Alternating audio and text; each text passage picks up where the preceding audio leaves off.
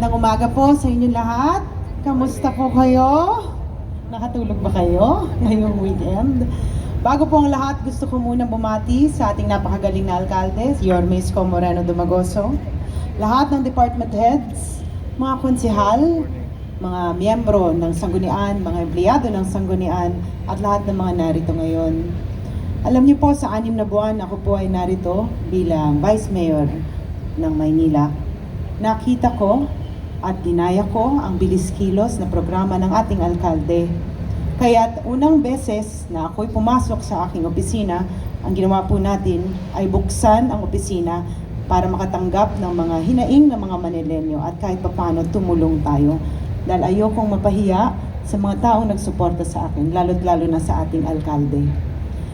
Nagbukas rin tayo ng isang kwarto sa tabi ng Office of the Vice Mayor para mag-offer ng free legal service para sa mga Manilenyo. Dahil para sa akin, importante na sa 3 taon na ito, makaiwan ako ng legasiya sa buhay ng mga Manilenyo. Nagbigay tayo ng libu-libong medical assistance, naglagay ng happy or sad feedback para kahit papaano alam natin kung ano nangyayari at nararamdaman ng mga pumapasok sa ating opisina. At bilang Vice Mayor ng ating alkalde, sinubukan kong ibigay ang buong buo ko para irepresenta siya sa maraming events.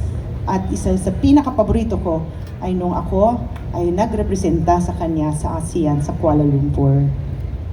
Maaasahan po ninyong lahat na narito ako para tumulong at sumuporta sa lahat ng mga programa at plano ng ating alkalde dahil naniniwala ako sa kanyang vision para sa mga Manilenyo.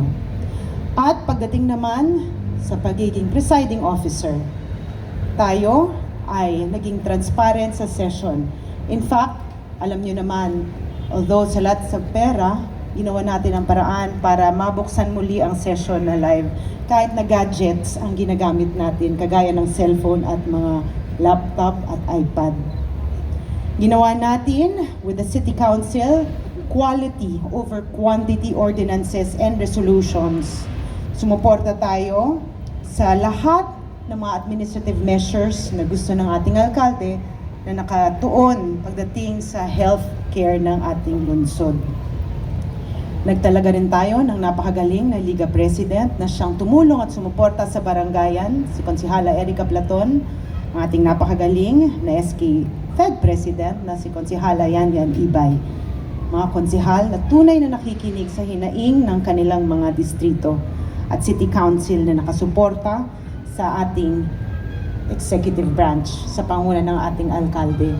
Binuksan din po natin ang ating opisina para ipaglaban ang mga sektor ng lipunan na siyang nagnanais na mapakinggan.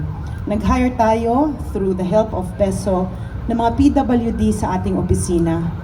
Naging animal friendly din tayo, kaya kung pupunta kayo sa opisina, may tatanggap sa inyo na isang aso na ang pangalan niya ay Lily at ang ibig sabihin ay liwanag.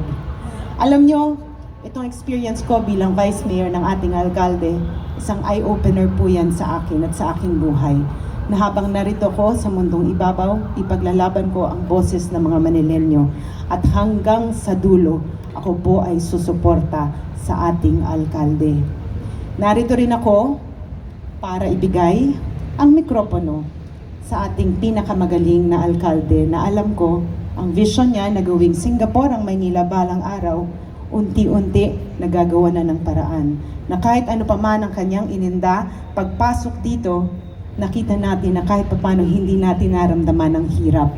Kaya ibibigay ko na po ang mikropono sa para sa akin, pinakamagaling na alkalde ng buong Pilipinas.